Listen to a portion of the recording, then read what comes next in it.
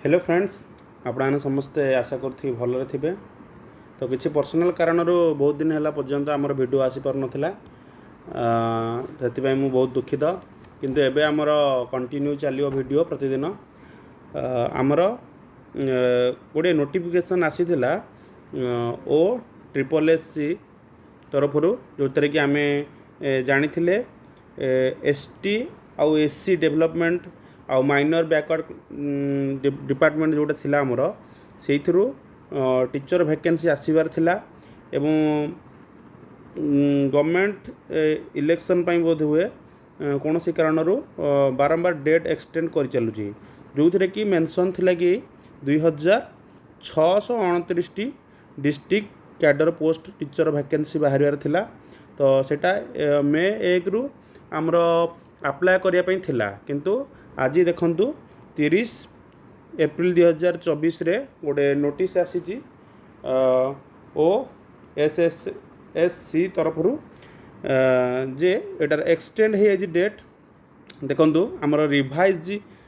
जोटा डेट रे रोची revise date हूँ आमर स्टार्टिंग ऑनलाइन रजिस्ट्रेशन बा री रजिस्ट्रेशन कर तारीख हूँ 12/6/2024। तो मे मसरू से एक्सटेंड कर बर्तमान जून मस कर 12 तारीख जून 12 रु आपण मैंने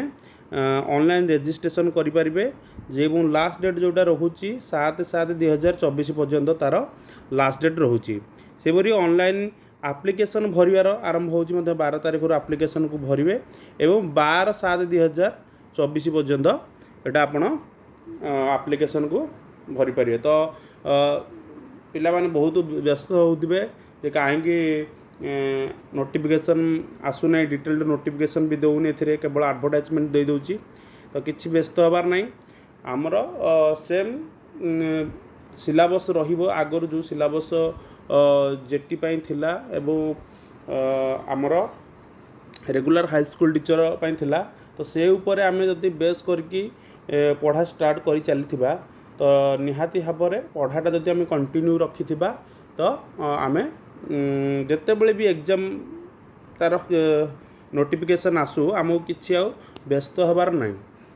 एग्जाम जिते बड़े भी आसिले आमको सेते बड़े केवल syllabus wise T just practice करदे किछिटा मॉक टेस्ट करदे ऑटोमेटिक आमर आमे कॉन्फिडेंस पळे आसीबो जे नाई मु एथर एग्जाम टाको क्रैक करि परिबी। तेणु आपण व्यस्त हबार किछि नाई ओरी हबार नाई आपण माने जेमिति आगरो प्रैक्टिस करूथिले पढ़ाटा कंटिन्यू रखुथिले से माने एबे भी सेमिति कंटिन्यू रखंतु। तो आमे भाबुचे एई सिलेबस अनुसार एबे पाठ पढ़ा स्टार्ट करवा। तेणु समस्त को आउ थर भी मु से कहूँ जो मैंने यदि चैनल टाको सब्सक्राइब करना एपर्यंत चैनल को सब्सक्राइब करूँ आउ निहाती भाव में वीडियो यदि पसंद आसूँ लाइक करूँ आ सांग मान सह शेयर करूँ। एजुकेशन इनफॉरमेशन आम कारण जिते शेयर करवा सेते भल जहाँद्वारा कि अन्य माने भी सेटा उपकृत हो पारिबे।